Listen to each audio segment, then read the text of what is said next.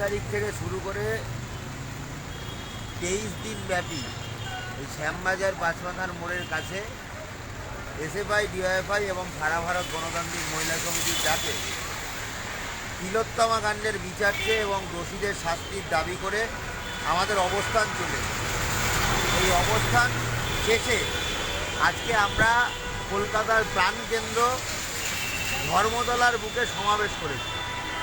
এই সমাবেশ থেকে আমরা শপথ করেছি এবার থেকে আমাদের অবস্থানের মঞ্চ, ধর্ণা মঞ্চ কেবলমাত্র এই রাজধানী শহরের বুকে নয়, প্রত্যেকটা শহরে, গ্রামে, পাড়ায় পাড়ায়, প্রত্যেকটা বুথে, শ্রমিক মহল্লায়, প্রত্যেকটা বস্তিতে, এই প্রত্যেকটা চাটাই বৈঠকে ছড়িয়ে পড়বে আমাদের এই অবস্থান মঞ্চ।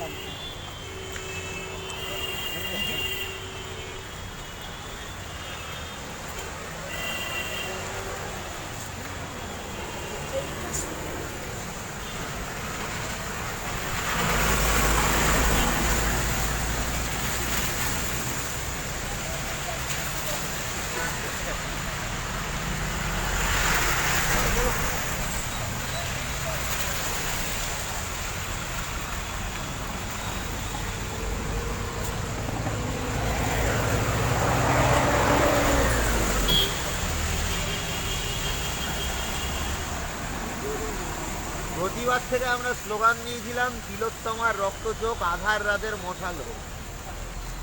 সামনে উৎসব আসন্ন, কিন্তু আমরা বলছি মানুষ এবার শুধু উৎসবে মাতবেন না, আমাদের উৎসব হবে প্রতিবাদের উৎসব, প্রতিরোধের উৎসব, প্রতিশোধের উৎসব।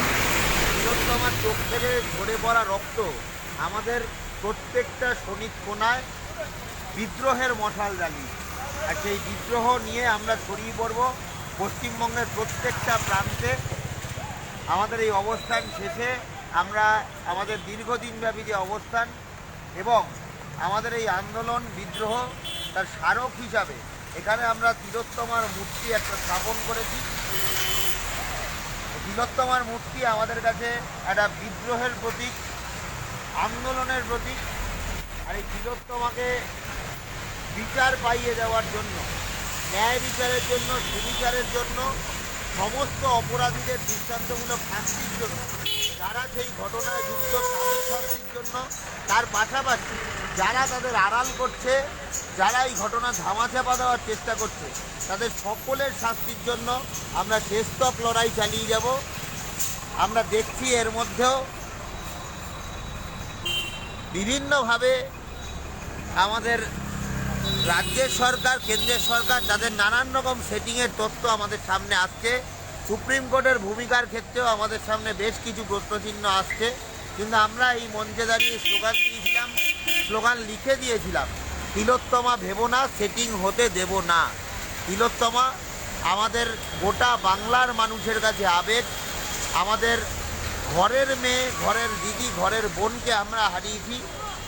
দীর্ঘ সময় ধরে আমাদের দেশ রাজ্যে একাধিকবার এই ধরনের ঘটনা ঘটেছে, কিন্তু আমরা চাই এই ঘটনাই শেষ ঘটনা হোক, দোষীদের দৃষ্টান্তমূলক শাস্তি চাই এবং তিলোত্তমার ন্যায় বিচারের জন্য আমাদের আগামী লড়াই একই রকমভাবে চলতে থাকে।